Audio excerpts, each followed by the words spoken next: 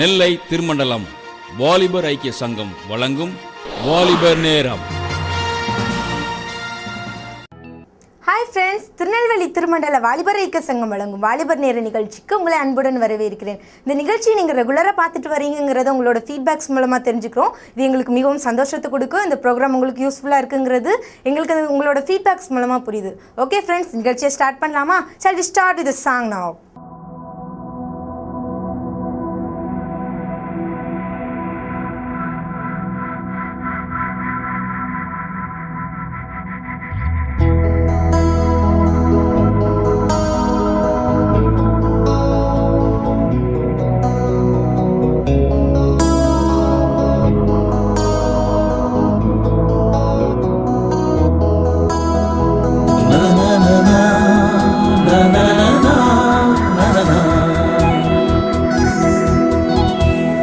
நிலவை பார்க்கும் பொழுது நான் மகிழ்ச்சி அடைகிறேன்.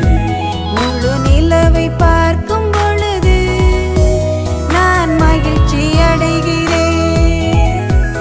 அந்த நிலவை போல என் வாழ்க்கையினை மாற்றும் இயேசுவே.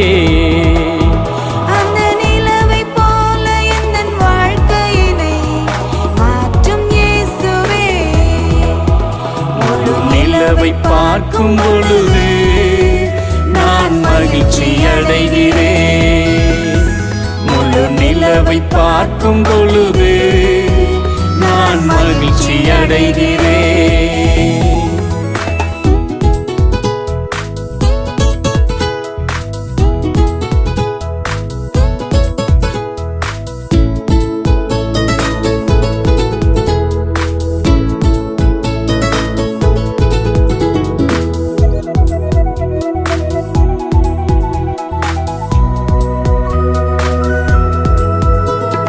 பாவமேகம் விலகிட வேண்டும், ஒளி பெற்று ஒளிர்ந்திட வேண்டும். பாவமேகம் விலகிட வேண்டும், ஒளி பெற்று ஒளிர்ந்திட வேண்டும். பார்க்கும் உள்ளம் மகிழ்ந்திட வேண்டும், பாரிலும் மை பகிர்ந்திட வேண்டும். பார்க்கும் உள்ளம் மகிழ்ந்திட வேண்டும், பாரிலும் மை பகிர்ந்திட வேண்டும். முழு நிலவை பார்க்கும் பொழுது நான் மகிழ்ச்சி அடைகிறேன். முழு நிலவை பார்க்கும் பொழுது நான் மகிழ்ச்சி அடைகிறேன்.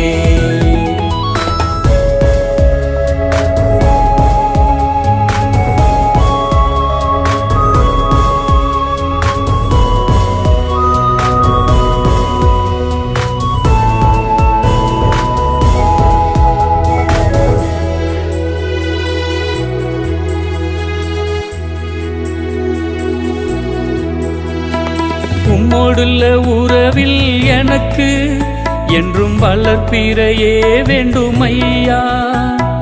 உம்மோடுள்ள உறவில் எனக்கு என்றும் வளர்ப்பிறை வேண்டும் ஐயா. உமதன்பை மறந்து வாழும் அந்த தேய்பிறை வேண்டாம் ஐயா. உமதன்பை மறந்து வாழும் அந்த தேய்பிறை வேண்டாம் ஐயா. முழு நிலவை பார்க்கும் பொழுது நான் மகிழ்ச்சி அடைகிறேன். முழு நிலவை பார்க்கும் பொழுது நான் மகிழ்ச்சி அடைகிறேன். அந்த நிலவை போல என் வாழ்க்கையினை மாற்றும் இயேசுவே. அந்த நிலவை போல என் வாழ்க்கையினை மாற்றும் இயேசுவே. முழு நிலவை பார்க்கும் பொழுது நான் மகிழ்ச்சி அடைகிறேன். முழு நிலவை பார்க்கும் பொழுது நான் மகிழ்ச்சி அடைகிறேன்.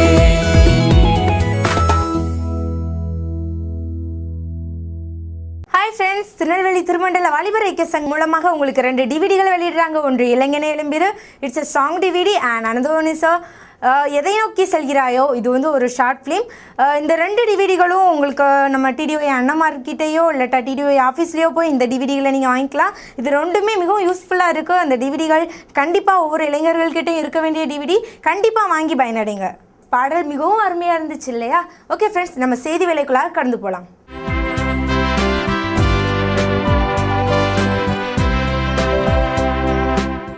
அன்பான வாலிப உள்ளங்களே, மீண்டும் ஒரு வாலிபர் நிகழ்ச்சியிலே உங்களை சந்திப்பதிலே நான் மிகுந்த மகிழ்ச்சி அடைகிறேன். தொடர்ந்து நெகேமியாவை குறித்ததான பல காரியங்களை ஆண்டவர் நமக்கு கற்றுக் கொடுத்து வருகிறார். இந்த நாளிலும் கடந்த வாரத்தின் தொடர்ச்சியாக இன்னும் சில காரியங்களை நெகேமியாவின் வாழ்விலிருந்து நாம் கற்றுக்கொள்ளப் போகிறோம். என கண்பானவர்களே, ஒரு நிமிடம் கண்களை மூடி இந்த நாளின் செய்தி என்னுடைய வாழ்வுக்கு பிரயோஜனமாய் இருக்கட்டும் என்று சொல்லி ஆண்டவருடைய சமூகத்திலே உங்களை அர்ப்பணம் செய்யலாம். எங்களை நேசிக்கிற நல்ல தெய்வமே, உம்மை நன்றியோடு துதிக்கிறோம், ஸ்தோத்திரிக்கிறோம். ஆண்டவரே, நெகேமியாவை குறித்து நீர் எங்களுக்கு கற்றுக் கொடுத்து வருகிறீர். அவன் வாழ்விலிருந்து நாங்கள் கற்றுக்கொள்ள வேண்டிய காரியங்கள் என்ன என்ன என்பதை அறிந்து கொண்டு வருகிறோம். இந்த நாளிலும் எங்களுக்கு கற்றுத்தாரும் என்று சொல்லி ஆசையோடு உடைய பாதபடிகளை காத்திருக்கிறோம். உடைய பிள்ளைகளோடு நீர் பேசுவீராக. தடைகளை தகர்த்தெறிந்து கோணலானவைகளை செவையாக்கி உடைய பிள்ளைகளுடைய வாழ்வை ஆண்டவரை இன்னும் உயர்த்தும், மேன்மைப்படுத்தும். இயேசுவின் நாமத்தில் பிதாவே, ஆமேன், ஆமேன். எனக்கு அன்பான வாலிப உள்ளங்களே, நெகேமியா ஒரு மிகப்பெரிய ஒரு மாமனிதனாய் இந்த உலகத்திலே உலா வந்ததை வேத வசனத்திலிருந்து நாம் அறிந்து கொள்ள முடிகிறது. இந்திய தேசம் பால்பட்டு கிடக்கிறது. தேசம் பல்வேறு விதங்களிலே அது சீரழிந்து கொண்டிருக்கிறது. இந்த இந்திய தேசத்தை கட்டி எழுப்புகிற மாபெரும் பணியிலே உங்களை ஆண்டவர் பயன்படுத்த வேண்டும் என்று சொல்லி அவர் அழைப்பு கொடுக்கிறார். நெகேமியாவை ஆண்டவர் அப்படித்தான் அழைத்தார்.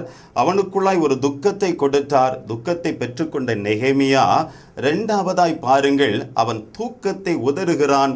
தேசத்தை கட்டி எழுப்புகிற, எருசலேமின் அலங்கத்தை கட்டி எழுப்புகிற அந்த மாபெரும் பணியிலே தன்னை ஈடுபடுத்திக் கொள்ளுகிறான்.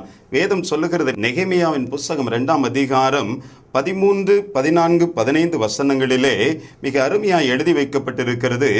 அன்று ராத்திரி பள்ளத்தாக்கின் வாசல் வழியாய் புறப்பட்டு வலு சர்ப்ப துறவை கடந்து குப்பைமேட்டு வாசலுக்கு வந்து எருசலேமில் இடிந்து போன அலங்கத்தையும் அக்கினியால் சுட்டரிக்கப்பட்டதுமான அதன் வாசல்களையும் பார்வையிட்டேன்.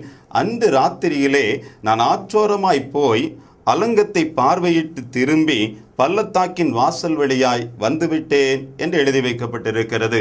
என கண்பானவர்களே, சற்று நீங்கள் யோசித்து பாருங்கள். ராத்திரி நேரம் இன்றைக்கு சிலருக்கு ஒரு 8 மணி ஆன உடனே அவர்களுக்கு தூக்கம் கண்களை மறைத்து விடுகிறது. எவ்வளவோ வேலைகள் இருந்தாலும் அதையெல்லாம் விட்டுவிட்டு தூக்கத்துக்கு அவர்கள் முதலிடம் கொடுக்கிறார்கள். ஒன்றை நாம் அறிந்து கொள்ள வேண்டும். சிலருடைய சரீரம் மிகவும் பலவீனமாய் இருக்கும் என்று சொன்னால் சில நேரங்களில் அதிகமாய் தூக்கத்தை நாம் எடுத்துக்கொள்ளக்கூடிய சூழல் வரலாம். சில வயோதிகர், சில பெரியோர்களுக்கு சில மணி நேரங்கள் கூடுதலாக தூக்கம் இருக்க வேண்டியது அவசியம்தான்.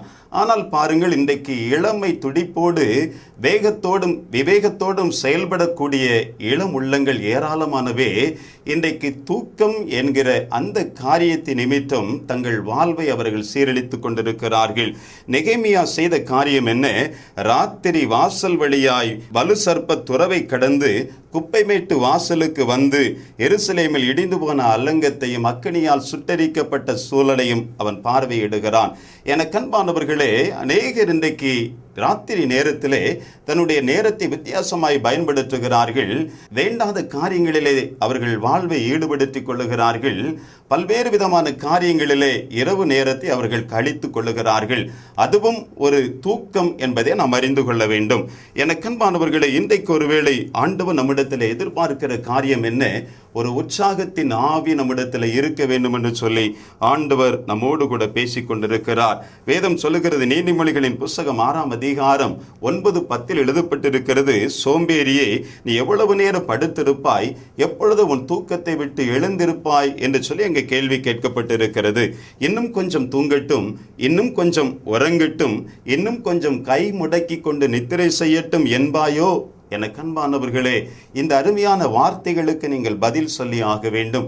ஒருவேளை நம்முடைய வாழ்க்கையிலே நாம் தேசத்தை கட்டி எழுப்புகிற மாபெரும் பணியிலே, நமக்கு கொடுக்கப்பட்ட பொறுப்பை சரியாய் நிறைவேற்றுகிற பணியிலே நாம் நம்மை முழு இருதயத்தோடு ஈடுபடுத்திக் கொள்ள வேண்டும். அதற்கு ஆண்டவர் நம்மிடத்தில் எதிர்பார்க்கிற காரியம் தூக்கத்தை உதறி போடுகிற ஒரு அனுபவத்தை எதிர்பார்க்கிறார். வேதம் சொல்லுகிறது, கர்த்தர் தமக்கு பிரியமானவர்களுக்கு நித்திரை கொடுக்கிறார் என்று வேதம் சொல்லுகிறது. ஒருவேளை அதை வைத்துக்கொண்டு நீங்கள் விவாதம் செய்யலாம், வாதம் செய்யலாம். ஆனால் கர்த்தர் தமக்கு பிரியமானவர்களுக்கு நித்திரை கொடுக்கிறார் என்று மாத்திரமே வேதம் சொல்லுகிறது. பல மணி நேரங்கள் நித்திரை கொடுக்கிறார் என்று எழுதி வைக்கப்படவில்லை. இன்றைக்கு ஒருவேளை இதை அறிந்தவர்களாய் நமக்கு தேவையான நேரத்தை நாம் பயன்படுத்தி கொண்டு தூக்கத்திற்கோ அல்லது நம்முடைய ஓய்வு நேரத்திற்கோ பயன்படுத்தி கொண்டு மீதியான வேளையை திட்டமிட்டு செயலாற்றும் பொழுது நாம் மிகப்பெரிய ஒரு தாக்கத்தை ஏற்படுத்துகிறவர்களாய் இந்த உலகத்திலே வாழ முடியும். என அன்பானவர்களே, தூக்கம் இன்றைக்கு அநேகருடைய வாழ்வில் இருக்கிறது நிமித்தம் அவர்கள் ஜெப வாழ்வை மறந்து போய் விடுகிறார்கள். ஜெப வாழ்வு இல்லையில் சுக வாழ்வு இல்லை என்பதை நாம் உணர்ந்து கொள்ள வேண்டும். ஜெபம்தான் ஆண்டவருக்கும் நமக்கும், கடவுளுக்கும் நமக்கும் ஒரு பாலத்தை ஏற்படுத்துகிறது. இந்த பிரார்த்தனை நேரம், இந்த ஜெப நேரம். எனவே இன்றைக்கு ஒரு தீர்மானம் எடுக்க வேண்டும், முக்கியமான ஒரு தீர்மானம் எடுக்க வேண்டும். ஆண்டவரே, பல்வேறு விதமான காரியங்களை அழைத்துக் கொண்டிருப்பது உண்மைதான். குறிப்பாக அதிலும் என்னுடைய ஆவிக்குரிய வாழ்விலை முன்னேற முடியாதபடி, தேசத்தை கட்டி எழுப்புகிற பணிகளை முன்னேற முடியாதபடி, எனக்கு கொடுக்கப்பட்ட பொறுப்பிலே நான் சரியாய் முன்னேற முடியாதபடி இருப்பதற்கு காரணம் எனக்குள் இருக்கிற அந்த தூக்க சிந்தனை. அதை வெளியேற்றும் ஆண்டவரே என்று சொல்லி அவரிடத்தில் கேட்கும் பொழுது நிச்சயமாகவே ஆண்டவர் நம்மை உற்சாகத்தின் ஆவியினால் நிரப்புகிறவர். பிரியமானவர்களே, சிலர் விழித்திருப்பதை போல இருப்பார்கள், ஆனால் தூங்கிக் கொண்டிருப்பார்கள். இன்னும் சிலர் ஆவிக்குரியவர்களை போல காணப்படுவார்கள், ஆனால் பிசாசின் மக்களாய் இந்த உலகத்திலே அவர்கள் உலா வந்து கொண்டிருப்பார்கள். எனக்கு அன்பானவர்களே, பல வேளைகளிலே இன்றைக்கு ஆண்டவருடைய பிள்ளைகள் என்று அழைக்கப்படுகிறவர்கள் இப்படித்தான் அவர்கள் வாழ்ந்து வருகிறார்கள். இன்றைக்கு நான் விழித்திருக்கிறேன் என்று சொல்லி தூங்கிக் கொண்டிருக்கிற ஒரு நிலைமையில இராதபடி கவனமாக வாழ வேண்டும். அப்படி என்றால் என்ன அர்த்தம்? இன்றைக்கு ஆண்டவருடைய அடியார்கள் என்று அழைக்கப்படுகிறவர்கள் பல்வேறு விதமான காரியங்களிலே தன்னை ஈடுபடுத்திக் கொள்கிறார்கள், நேரத்தை செலவிடுகிறார்கள். டிவி பார்ப்பதிலும், இணையதளத்திலும், முகநூலிலும், இப்படி பல்வேறு விதமான காரியங்களில் தன்னுடைய நேரத்தை அவர்கள் செலவிடுகிறார்கள். அரட்டை அடிக்கிற காரியம், நண்பர்களோடு ஊர் சுற்றுகிற காரியம், இன்னும் தேவையில்லாத அநேக காரியங்களிலே அவர்கள் விழுந்து போய் கிடக்கிறார்கள். என கண்பானவர்களே, இப்படிப்பட்டவர்களும் தூக்கத்தில் தான் இருக்கிறார்கள் என்பதை அறிந்து கொள்ள வேண்டும். இன்னும் பாருங்க, சிலருக்கு திருப்தியே இருக்காது. எப்ப பார்த்தாலும் அதிருப்தியாகவே அவர்கள் வார்த்தைகளை வெளிப்படுத்தி கொண்டிருப்பார்கள். சிலர் குறை சொல்லுகிற ஒரு எண்ணத்தோடு இந்த உலகத்திலே உலா வந்து கொண்டிருக்கிறார்கள். சிலர் பாருங்கள், கீழ்ப்படியாமை என்ற அந்த பேய் அவர்களை ஆட்டி படைத்துக் கொண்டிருக்கும். வேதம் சொல்லுகிறது, உன்னை பெற்ற தகப்பனுக்கு செவி கொடு, உன் தாய் வயது சென்றவளாகும் பொழுது அவளை அசட்டை பண்ணாதே என்று வேதம் சொல்லுகிறது. எனக்கன்பானவர்கள், இந்த வார்த்தைகளை கேட்ட நாம் அதன்படி நாம் செயல்பட அழைக்கப்பட்டிருக்கிறோம். வேதத்திலே மேலும் அருமையாய் எழுதி வைக்கப்பட்டிருக்கிறது, மேலான அதிகாரம் உள்ளவனுக்கு கீழ்ப்படிய வேண்டும் என்று சொல்லி வேதம் சொல்லுகிறது. மட்டுமல்ல, எல்லோரையும் கனம் பண்ண வேண்டும் என்று சொல்லுகிறது. அதோடு மட்டுமல்ல, கனம் பண்ணுவதில் நாம் முந்திக் கொள்ள வேண்டும் என்று சொல்லி வேதத்தில் எழுதி வைக்கப்பட்டிருக்கிறது. இப்படி பல காரியங்களை மறந்து போனவர்களாய் தூங்கிக் கொண்டிருக்கிற ஒரு சூழல் அநேகருடைய வாழ்விலே காணப்படுகிறது. என கண்பானவர்களே, நீங்களும் நானும் இந்த உலகத்தில் எப்படி வாழ்ந்து கொண்டிருக்கிறோம்? ஆண்டவர் இன்றைக்கு நம்மோடு பேசிக் கொண்டிருக்கிறார். என கண்பானவர்களை, தூக்கத்தை உதறி போடுகிற ஒரு அனுபவம் இந்த நெகேமியாவுடைய வாழ்க்கையிலே காணப்பட்டது. அவன் வெற்றிகரமாய் எருசலேமின் அலங்கத்தை கட்டி எழுப்புகிற அந்த மாபெரும் பணியை அவன் செய்து முடித்தான். என கண்பானவர்களே, பாருங்க, இன்றைக்கு நெகேமியாவுக்கு பல்வேறு விதமான சிக்கல்கள் வந்தது. சன்பல்லாத்தும் தொபியாவும் நெகேமியாவுக்கு எதிராய் பல்வேறு விதமான சூழ்ச்சிகளை செய்து அந்த அலங்கத்தை கட்டி எழுப்புகிற பணியை தடை செய்து விட வேண்டும் என்று சொல்லி அவர்கள் போராடினார்கள். ஆனால் அதையெல்லாம் அவன் மேற்கொண்டான். அவன் ஜெபத்தால் மேற்கொண்டான். பல்வேறு விதமான அவனும் தந்திரத்தோடு செயல்பட்டு அவன் அந்த காரியத்திலே வெற்றி பெற்றான். என கண்பானவர்களே, நம்முடைய வாழ்க்கையிலே நாம் எப்படிப்பட்டவர்களாய் வாழ்ந்து வருகிறோம்? நன்றாய் கவனிங்கள். இன்றைக்கு தொடர் ஜபம் அவசியம், சங்கிலி ஜபம் அவசியம். இப்படியாய் நாம் ஜபத்திலே நேரத்தை செலவிடும் பொழுது நமக்கு கொடுக்கப்பட்ட பொறுப்பை நேர்த்தியாய் செய்து முடிக்க முடியும் என்பதில் சந்தேகமில்லை. என கண்பானவர்களே, நெகேமியாவின் புஸ்தகம் 4ஆம் அதிகாரத்தில் 16ஆம் வசனம் சொல்லுகிறது, அன்று முதற்கொண்டு என் வேலைக்காரரில் பாதி பேர் வேலை செய்தார்கள், பாதி பேர் ஈட்டிகளையும் பரிசைகளையும் வில்லுகளையும் கவசங்களையும் பிடித்து நின்றார்கள், அதிகாரிகள் யூதா வம்சத்தார் எல்லோருக்கும் பின்னாக நின்றார்கள் என்று வேதம் சொல்லுகிறது. பாருங்க, பாதி பேர் வேலை செய்றாங்க, பாதி பேர் காவல் காத்து கொண்டிருக்கிறார்கள், இன்னும் அதிகாரிகள் அவர்களுக்கு பின்பதாக நிற்கிறார்கள். சில வேளைகளிலே இப்படிப்பட்ட ஒரு தூக்கத்திலும் சிலர் இருக்கிறார்கள். அதிகாரிகள் மாத்திரம் சும்மாவே இருந்து கொண்டிருக்கிறார்களே, நான் இவ்வளவு கஷ்டப்பட்டு உழைக்கிறேன், என்னுடைய கண்ணீரை சிந்துகிறேன், வேதனையை அனுபவிக்கிறேன், ஆனால் எனக்கு சரியான உயர்வு இல்லை, எனக்கு சரியான ஊதியம் இல்லை என்றெல்லாம் நினைக்கலாம். எனக்கு அன்பானவர்களே, ஒருவேளை அந்த அதிகாரி தான் முதன்மையானவர், அதை நாம் அறிந்து கொண்டவர்களாய் கவனமாக வாழ நம்மை அர்ப்பணிக்க வேண்டும். தொடர்ச்சியாக சில நிறுவனங்களிலே ஒவ்வொருவரையாக ஆண்டவர் வைத்திருப்பார், அனைவருக்கும் ஒவ்வொரு வேலையை கொடுத்திருப்பார். சிலரை பார்க்கும் பொழுது அவர்கள் சும்மா இருப்பதை போல காணப்படலாம், ஆனால் அவர்கள் செய்கிற ஒரு சின்ன சின்ன காரியங்கள் அந்த முழு கம்பெனியையும் நிர்வகித்து கொண்டிருக்கும் என்பதை நீங்கள் மறந்து போகக்கூடாது. ஆகவே உங்களுக்கு கொடுக்கப்பட்டிருக்கிற பொறுப்பு என்ன என்பதை உணர்ந்து அதை மாத்திரம் செயல்படுத்துகிறதிலே கண்ணும் கருத்துமாய் நீங்கள் முன்னேறி செல்ல வேண்டும். என கண்பான இளம் உள்ளங்களே, சற்று நீங்கள் யோசித்து பாருங்கள். இந்த நெகேமியா இடிந்து போன அலங்கத்தை கட்டுகிறான். ஒரு கையினாலே அவர்கள் வேலை செய்கிறார்கள், மறு கையினாலே ஆயுதம் பிடித்து கொண்டிருக்கிறார்கள். ஜப்பான் தேசத்தை குறித்து நான் கேள்விப்பட்ட ஒரு காரியம், அவர்கள் படித்து கொண்டிருக்கிற அந்த பிள்ளைகள் ஒரு கையினால் அவர்கள் கை வேலை செய்து கொண்டே, இன்னும் அடுத்து பாருங்க, படிக்கக்கூடிய இடத்திலே வந்து படிப்பு காரியத்தையும் அவர்கள் நேர்த்தியாய் செய்து முடிப்பார்களாம். என கண்பானவர்களை, இன்றைக்கு அநேக இளம் உள்ளங்கள் இந்த நிகழ்ச்சியை பார்த்து கொண்டிருக்கிறீர்கள்.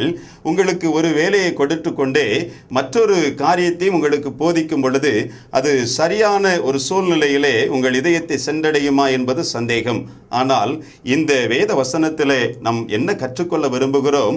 ஒரு கையினால் ஒரு காரியம் நடைபெறுகிறது, அடுத்த கையினால் இன்னொரு காரியம் நடைபெறுகிறது.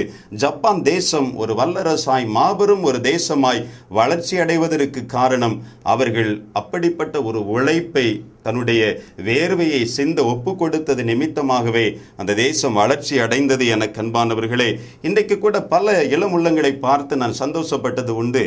அவர்கள் தன்னுடைய குடும்ப பின்னணியத்தை அறிந்து கொண்டவர்களாய் அவர்கள் படித்து கொண்டிருந்தாலும் ஒரு பக்கத்திலே தன்னுடைய நேரத்தை ஒதுக்கி வேலை செய்து கொண்டு அதிலிருந்து வருமானத்தை எடுத்து அவர்கள் தன்னுடைய படிப்புக்காகவும் குடும்பத்திற்காகவும் செலவிட்டு கொண்டிருக்கிறார்கள். உண்மையிலே அப்படிப்பட்ட இளம் உள்ளங்களை நாம் பாராட்டாமல் இருக்க முடியாது. என அன்பானவர்களே, இன்றைக்கு அநேக சோம்பேறிகளுக்கு மத்தியிலே இப்படிப்பட்டவர்களை நாம் நிச்சயமாகவே பாராட்டித்தான் ஆக வேண்டும். ஆண்டவர் நம்மிடத்திலும் அப்படிப்பட்ட சிந்தையை எதிர்பார்த்து நம்மோடு கூட பேசிக் கொண்டிருக்கிறார். ஒருவேளை நீங்கள் சொல்லலாம், நான் படித்து கொண்டிருக்கிறேன், இன்னும் பல வேலைகளை செய்து கொண்டிருக்கிறேன், எப்படி என் ஆண்டவருக்காக பணியாற்ற முடியும் என்று நீங்கள் கேள்வி கேட்கலாம். என அன்பானவர்களை, ஒன்றை நீங்கள் அறிந்து கொள்ள வேண்டும்.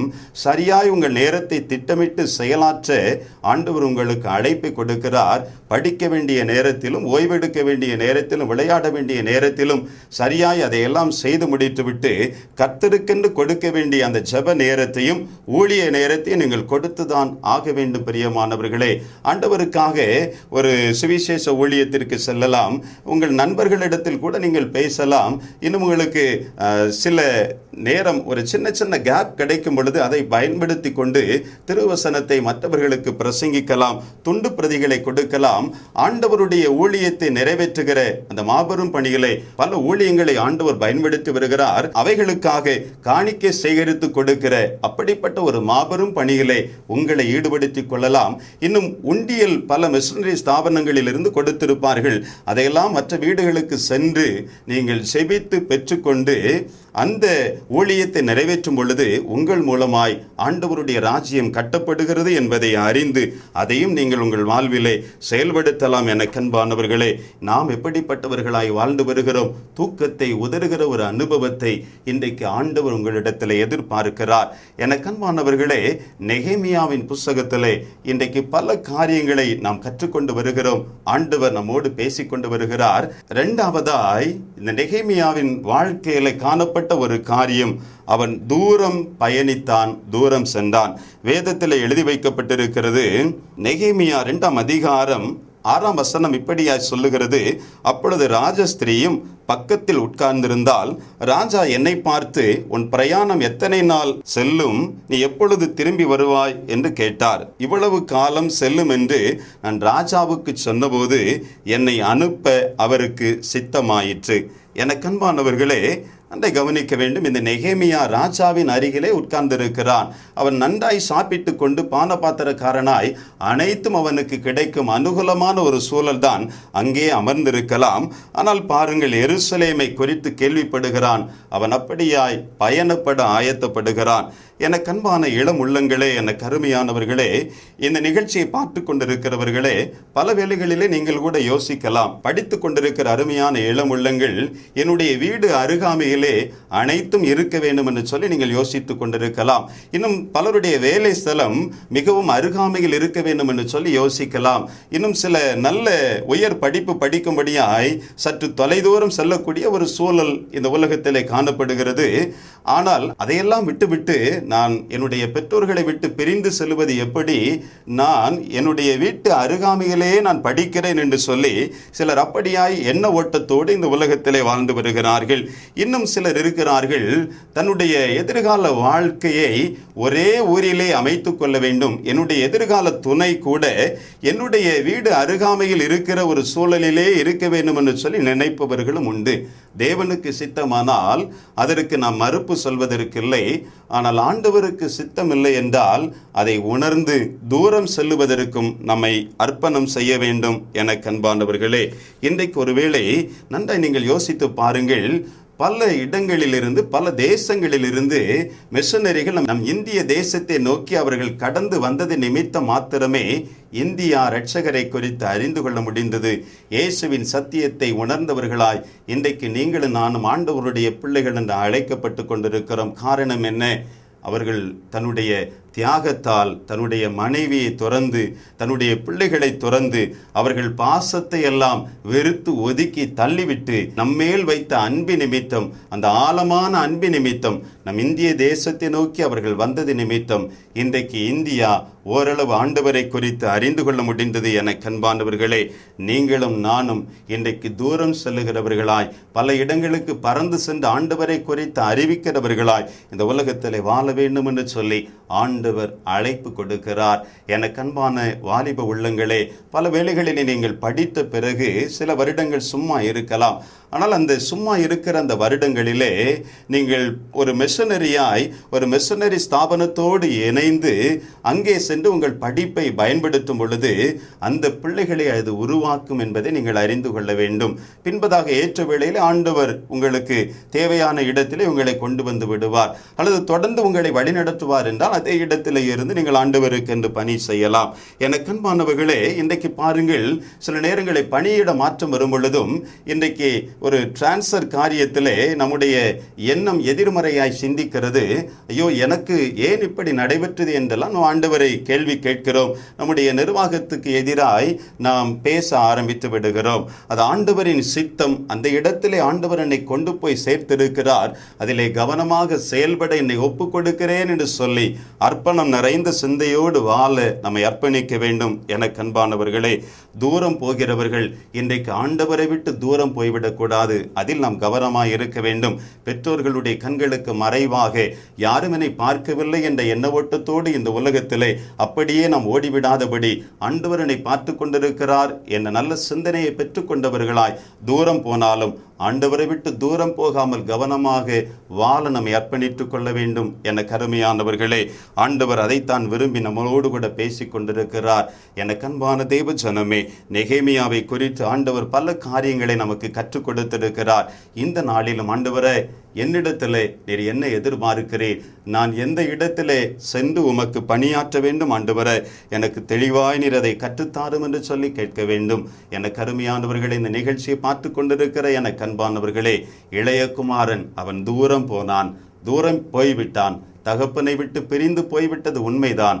ஆனால் ஆண்டவரின் அழைப்பின் சத்தம் அவன் காதுகளிலே கேட்கும் பொழுது அதற்கு கீழ்ப்படுகிறான். தகப்பன் வீட்டிலே எவ்வளவோ ஆசீர்வாதம் உண்டு என்று அந்த சிந்தையை பெற்றுக்கொண்டு திரும்பி வருகிறான். எனக்கு அன்பானவர்களே, தாவீது ஆண்டவரை விட்டு தூரம் போனான், ஆனால் ஆண்டவருடைய கிருபையை மீண்டும் அவன் பெற்றுக்கொள்ளுகிறான். எனக்கு அன்பானவர்களே, நாமும் இந்த உலகத்திலே ஆண்டவரை விட்டு தூரம் போயிருப்போம். ஆனால் இன்றைக்கு ஆண்டவருடைய சமூகத்தில் நம்மை அர்ப்பணித்து, ஆண்டவரே உடைய சமூகத்தில் நான் ஓடி வருகிறேன் ஐயா, என்னை ஏற்றுக்கொள்ளும் என்று சொல்லும் பொழுது அவர் ஏற்றுக்கொண்டு மார்போடு அணைத்து நம்மை முத்தமிடுகிற அந்த நல்ல தெய்வம், அந்த தெய்வத்தை தொடர்ந்து நாம் இன்னும் சொந்த ரட்சகனாய் ஏற்றுக்கொண்டவர்களாய் அவருக்காக செயல்பட நம்மை அர்ப்பணிப்போமா?